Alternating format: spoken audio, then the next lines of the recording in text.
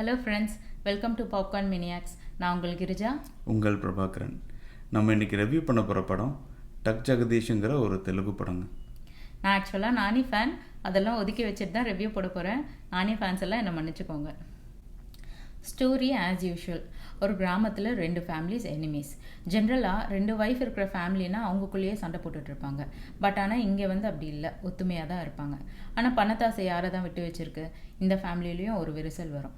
இந்த படம் அதை பற்றி தான் நானும் நினைக்கிறேன். ஏன்னா எனக்கே கொஞ்சம் கன்ஃபியூசிங்காக தான் இருந்தது. படம் ஸ்டார்டிங்லேயே சொத்துன்னு வந்தால் அண்ணனாச்சு தம்பியாச்சுன்னு தாங்க எடுத்திருப்பாங்க. ஹீரோயின் இன்ட்ரொடக்ஷன் பார்த்தீங்கன்னா கிராமத்தில் 10ஓட 11 ஒரு பர்சனாக தான் காட்டியிருப்பாங்க. என்னடா அது ஹீரோயின் இன்ட்ரோக்கு ஐடியா இல்லாமல் போயிருச்சோன்னு நினச்சா அந்த இன்ட்ரோ தூக்கி ஹீரோவுக்கு வச்சுருப்பானுங்க. ஹீரோ ஒரு கோழி அடிபட்டிருக்கும்.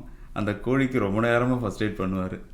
ஏன்டா இவ்வளோ நேரம் பண்ணுறாருன்னு பார்த்தா ஆங்கிள் அவர் ஃபேஸை காட்டணுன்றதுக்காக நல்லாவே ட்ராக் பண்ணியிருப்பாங்க.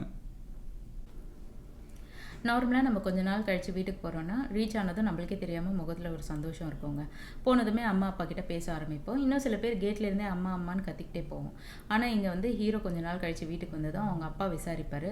அதுக்கு அவர் வாயை திறக்காமல் சைகள்லேயே பதில் சொல்லுவார். சரி, அப்பா தானே ஒன்றும் தப்பாக நினைக்க மாட்டார் அப்படின்னு நினச்சாலும் அப்பாவோட ஃப்ரெண்டு பக்கத்துலேயே இருந்தால் அவரும் விசாரிப்பார். அவருக்கும் இவர் வாயை திறக்காமல் சைகள்லேயே மண்டையாட்டிகிட்டே பதில் சொல்லிடுவாருங்க. ஜென்ரலாக வில்லேஜில் இந்த மாதிரி பண்ணால் என்னடா இந்த புள்ள மரியாதை தெரியாதவனா இருக்கான் அப்படின்னு தான் நினைப்பாங்க. இது கொஞ்சம் யதார்த்தமாக இல்லைங்க. வீட்டில் அம்மா கேரக்டர், நானி அவரோட அண்ணாவும் இன்னொரு ஒய்ஃபோட பசங்க. அப்படி இருந்தும் இவங்க அவங்க 2 பேரையும் சொந்த பசங்க மாதிரி தான் பார்த்துக்குறாங்க.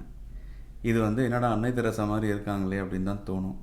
ஆனால் அது மொத்தமாக கடைசி ½ அன் ஹவரில் நம்ம ஒப்பீனியனே மாற்றி விட்டுறோம்.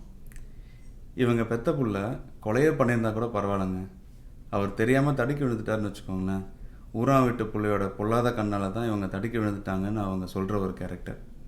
இந்த கேரக்டருக்கு கொஞ்சம் இம்பார்ட்டன்ஸ் கொடுத்து கவனித்தோம்னா இவங்க இப்படி நல்லவங்களாம் நடிக்கிறது ஃபுல்லாக பார்த்திங்கன்னா அவங்க பசங்களுக்கு சொத்து வரணுன்ற ஒரு இன்டென்ஷனலாக பண்ணுறாங்களோன்னு தான் நமக்கு தோணும். இங்கே மொத்தமாக 5 பசங்க.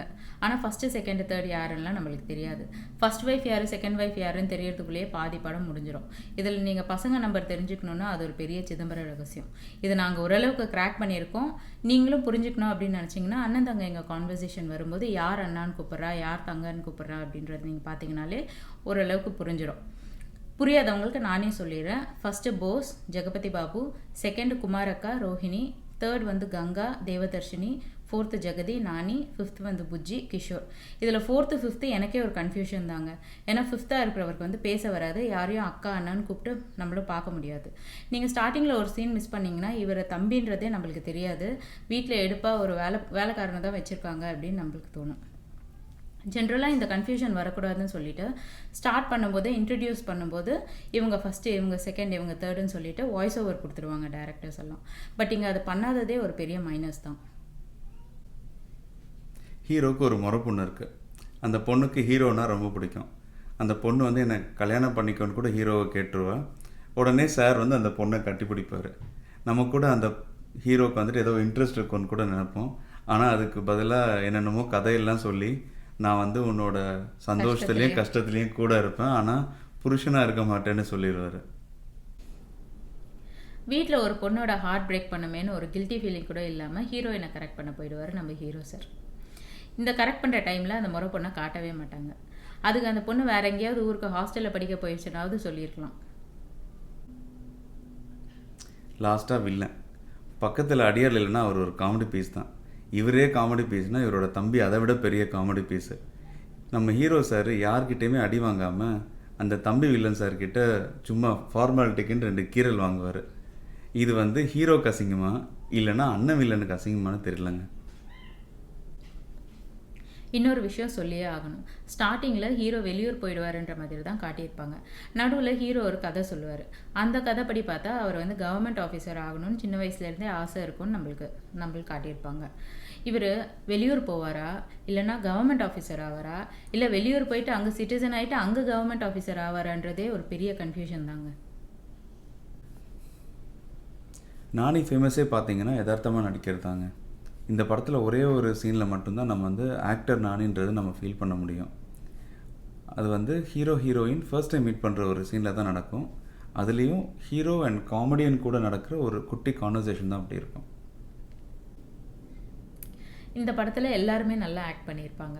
நானி ஆக்டிங் கூட குறை சொல்ல முடியாது.